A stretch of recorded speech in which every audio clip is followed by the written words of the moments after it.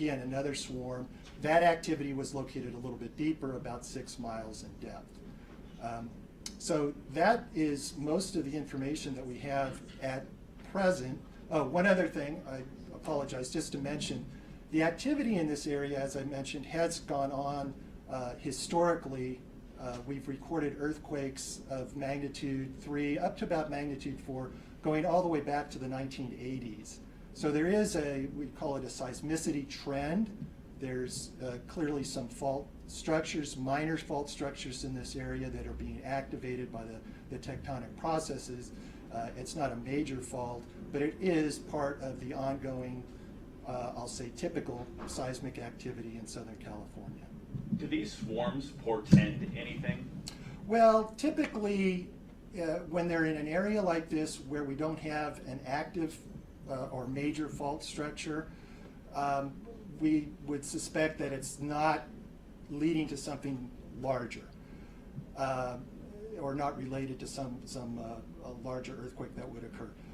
Historically, in this area, the largest magnitudes have gotten up to about magnitude 4, which is just about the threshold to cause damage for Southern California. And how many have there been in this swarm over the last week or so? Yeah, since this current swarm started May 25th, we've recorded over 400 earthquakes, the smallest being magnitude 0.8. What causes a swarm? Yeah, that's a very good question, and we can't tell precisely at this point.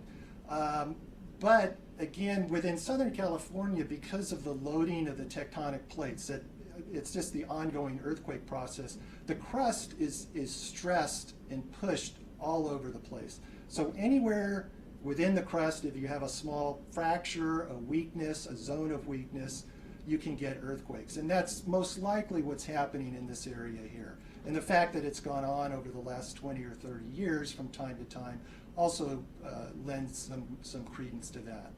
I'm sure this is oversimplification, but this swarm of 400 or so, is that to say it might be relieving stress of the tectonic plates, or could it actually be increasing as a result, depending on how they move? Yeah, that's a very good question, and it's difficult to say.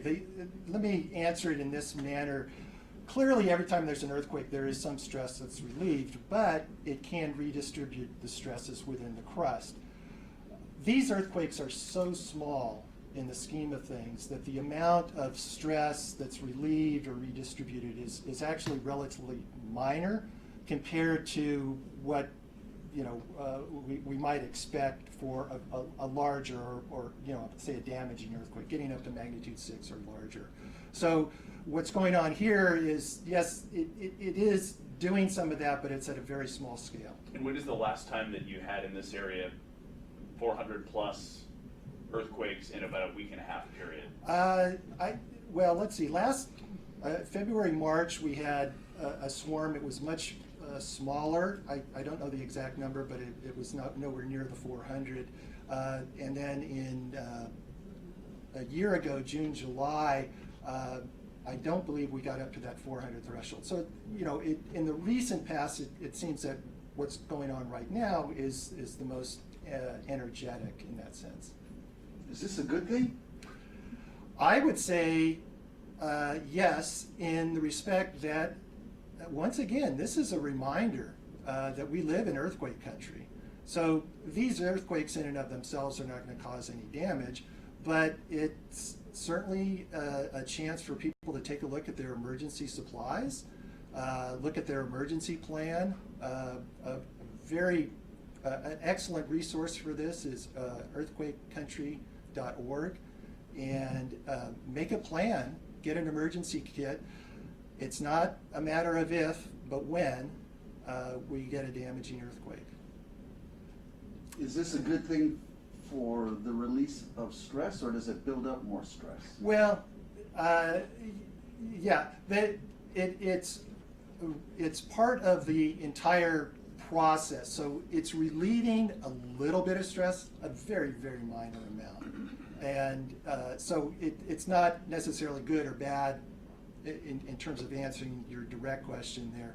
The earthquake or the stress, the tectonic loading process is ongoing. We still have, the probabilities of a major earthquake are just as high today as they were a week ago. We just had a big earthquake in Peru.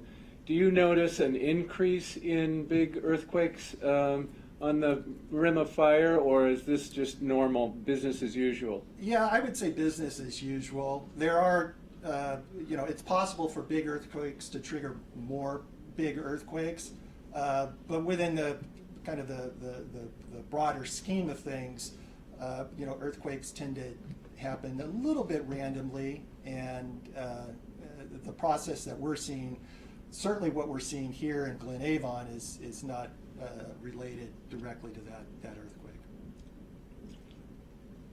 Okay? Great. Very good. Thank you very much.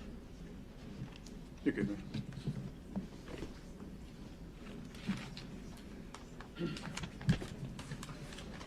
Thank you, sir. Yeah, and obviously if anything else happens, we'll be providing more updates later on. If things kind of play out as they have been, we don't plan on providing any more updates. Very good. Thank you, sir. Okay? Thanks, sir. So, Any impact yeah, on so top this- pools this- on Yeah. That was the question.